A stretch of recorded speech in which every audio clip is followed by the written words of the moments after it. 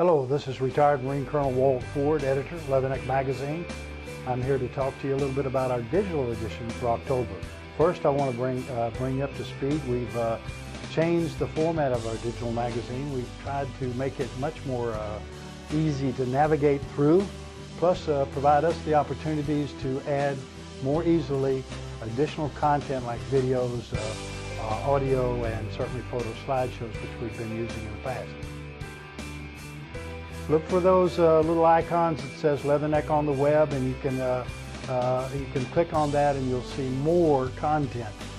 So let us hear from you. Let us hear what you think about it. When you go to the digital edition, there's a welcome page. It'll give you our email address so you can give us your thoughts on this new digital edition format for Leatherneck Magazine of the Marines, your magazine of the Marines. The October issue, we think, has a pretty good mixture of history and current operations. We want to thank the Public Affairs Office out at 1st MEB, Marine Expeditionary Brigade, for their article on Javelin Thrust 2012. It's a very large-scale exercise, one of the biggest exercises the Corps has been involved in since 2001 and 9/11. The 1st Marine Expeditionary Brigade brought in reserves, brought in Canadian forces, and exercised out in 29 Palms, California. When you read that article, Javelin Thrust 2012, we have additional content on the digital issue for you to click on and see photo slideshows, see more of what's happening, particularly about the Marine Reserves and their large participation in this major exercise. We add to that a article on the Code Talkers. Two of the Code Talkers visited Marine Corps Air Station Yuma. One of the young Marine Lance Corporals there jumped on the opportunity and did an article, very good, historical perspective, and bringing it up to speed today.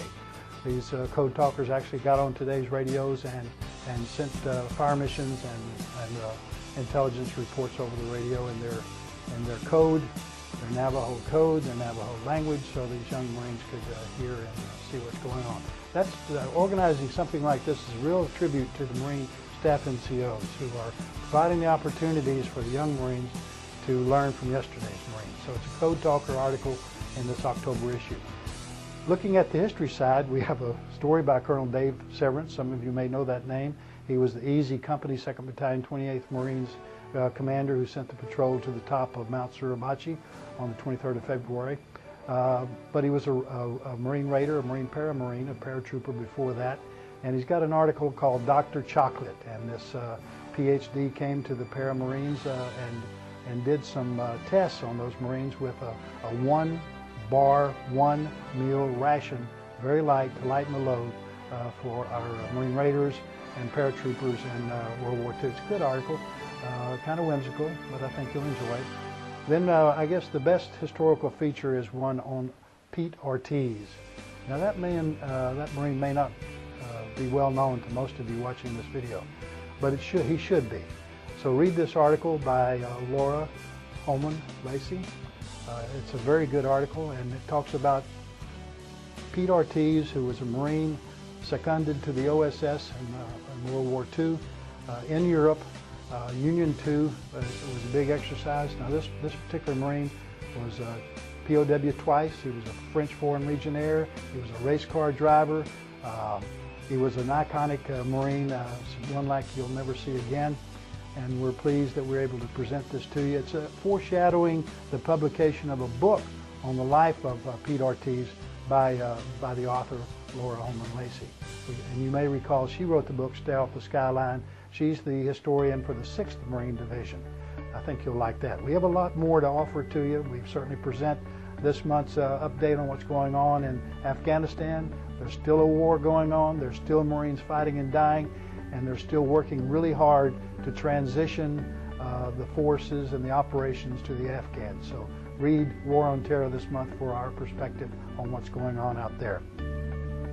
Also, October marks the 60th anniversary of the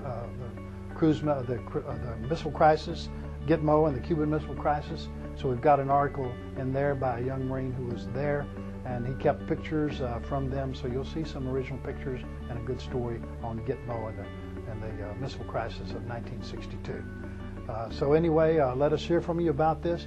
October is the sweet spot, if you will, for the combined federal campaign, and I did want to mention that the Marine Corps Association and Foundation really benefits, and Marines benefit when you give to the combined federal campaign marked for the Marine Corps Association and Foundation. It's tax deductible, and your donations help the Marine Corps Association and Foundation provide those thousands of awards recognizing excellence to Marines, plus the Marine Libraries, plus all the other things we do. Stay with us. Next month, November issue, gives a heads up. We do plan on the senior leaders insert once again with the help of the Personnel Management Sergeant Major Bonner, and so we'll have that for you in the November issue. Semper Fidelis, Walt Ford.